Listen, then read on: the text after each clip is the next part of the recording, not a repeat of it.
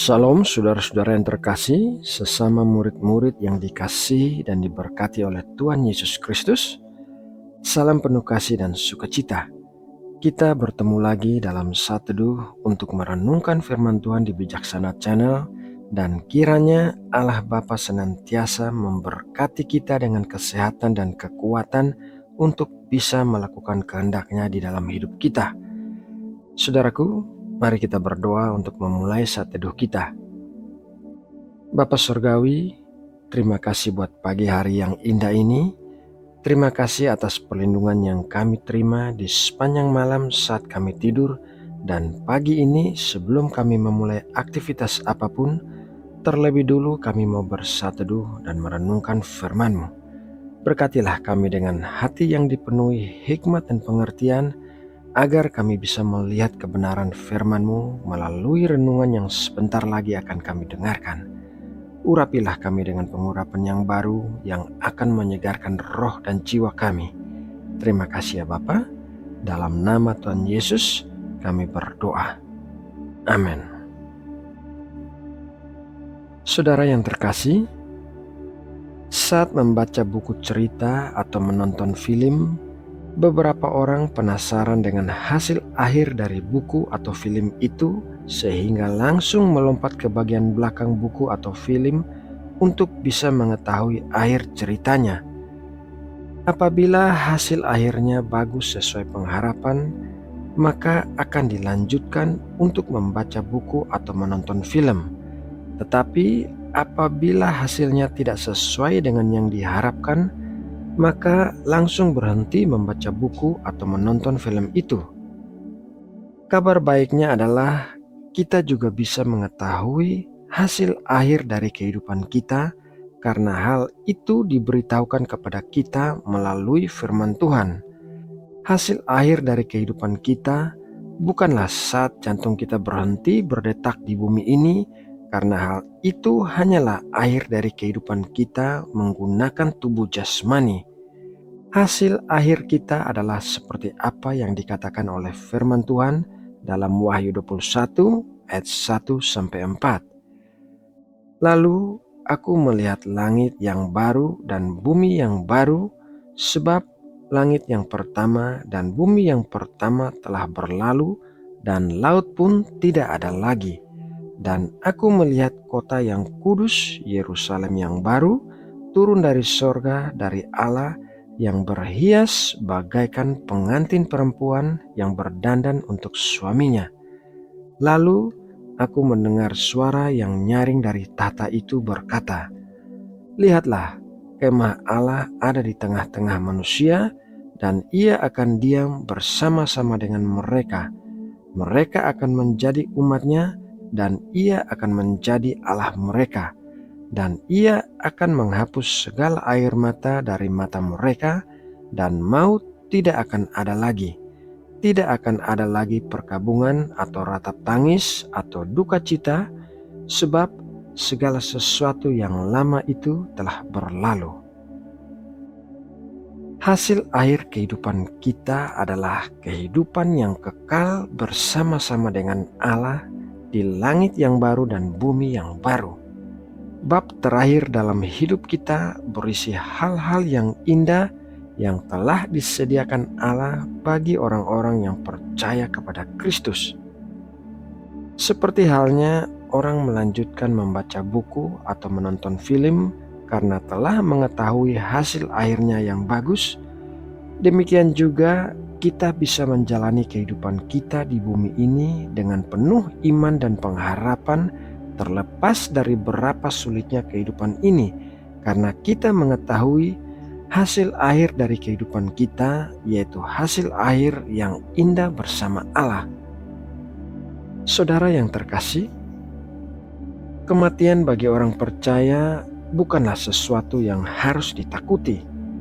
Kita tahu bahwa semua manusia pasti akan mengalami kematian. Namun firman Tuhan telah memberitahukan kita tentang adanya kehidupan yang kekal setelah kematian dan tempat yang disediakan Kristus bagi orang-orang percaya. Orang-orang dunia menangisi orang terkasih yang meninggalkan mereka karena mereka berpikir tidak akan pernah bertemu lagi dengan mereka sampai selama-lamanya. Namun, orang-orang percaya menangis karena kenangan yang ditinggalkan oleh orang-orang terkasih mereka.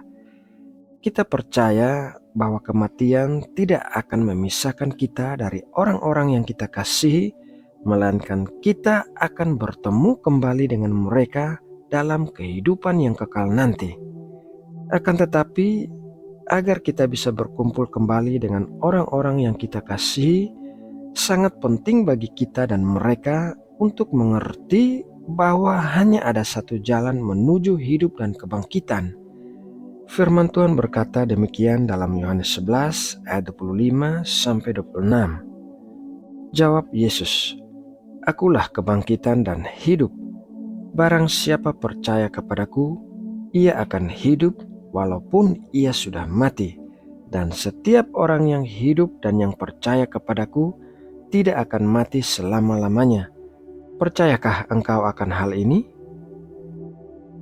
Satu jalan itu adalah melalui Tuhan Yesus.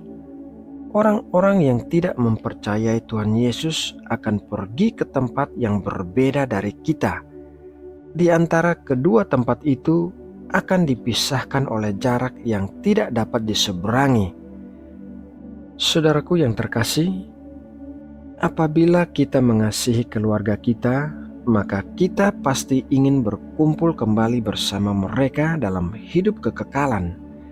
Itulah sebabnya kita harus memanfaatkan waktu sebaik-baiknya untuk memberitakan Injil bagi keluarga kita yang belum percaya dan mendoakan mereka. Selain itu, kita juga harus tetap berdoa bagi setiap anggota keluarga kita yang sudah diselamatkan, agar di sepanjang hidup mereka tetap memegang teguh iman mereka kepada Kristus. Dengan demikian, kita akan bisa bertemu dengan mereka kembali saat kita berada dalam kekekalan. Nah, saudaraku, demikianlah renungan firman Tuhan pagi ini. Semoga melalui renungan ini, Roh Kudus menguatkan iman percaya kita kepada Allah dan Tuhan Yesus. Mari kita berdoa untuk menutup renungan ini. Bapa Sorgawi, Bapa yang penuh kasih, kami mengucap syukur atas firman-Mu yang mengingatkan kami tentang akhir hidup kami yang indah bersama-Mu. Kiranya firman-Mu hari ini memberikan kekuatan bagi kami untuk terus berpegang teguh dalam iman dan pengharapan kepada-Mu melalui Tuhan Yesus Kristus. Kami percaya Engkau telah menyediakan tempat bersama-Mu di dalam kekekalan, dan kami bersukacita atas waktu yang akan kami habiskan bersama-Mu nanti. Terima kasih Bapa.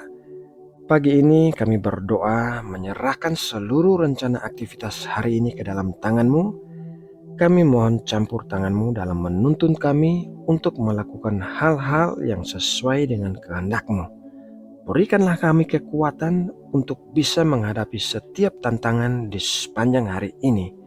Urapilah perkataan dan perbuatan kami, sehingga kami bisa menjadi saksi-saksi yang efektif bagi Kristus dan bisa memuliakan nama-Mu melalui hidup kami. Kami juga menyerahkan seluruh pergumulan hidup dan kebutuhan kami ke dalam tangan-Mu.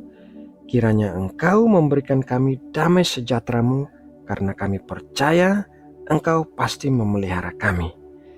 Ya Bapa, kami juga berdoa bagi kesejahteraan kota tempat tinggal kami dan bangsa Indonesia yang kami kasihi. Kiranya damai sejahtera dan keamanan selalu ada di Indonesia, dan kiranya Engkau memberkati negeri kami dengan persatuan dan kesatuan, terlepas dari segala perbedaan yang ada di antara seluruh rakyatnya. Jadikanlah Indonesia sebagai negara yang mencontohkan perdamaian dan membawa perdamaian bagi negara-negara di dunia. Berkatilah para pemimpin Indonesia dengan hikmat dan kebijaksanaan, agar mereka bisa memerintah negeri ini dengan baik dan membawa Indonesia menjadi negara yang lebih kuat dan makmur. Terima kasih Bapa. Di dalam nama Tuhan Yesus Kristus, kami berdoa dan mengucap syukur. Amin.